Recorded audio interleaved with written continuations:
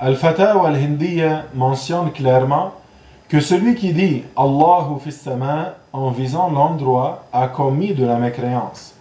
Dans ce recueil de fatwa qui fait autorité dans le fiqh hanafite en Inde et ailleurs, il est mentionné, et s'il dit Allahu fis sama, il y a deux cas.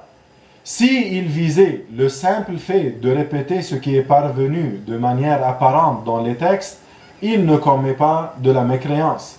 Mais s'il visait par cela l'endroit, il commet de la mécréance.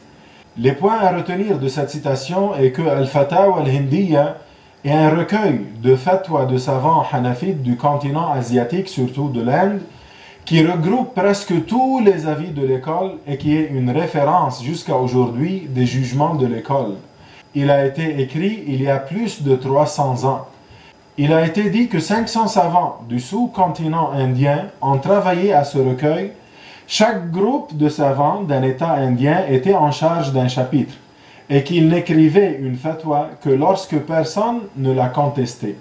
Ici, ils disent bien que même si la personne dit Allahu fis sama, selon ce qu'il vise, cela peut être de la mécréance. Donc, ce débat n'est pas qu'une affaire de traduction, c'est une question de compréhension. Celui qui dit des phrases en arabe tout en visant par cela que Dieu est limité, c'est de la mécréance.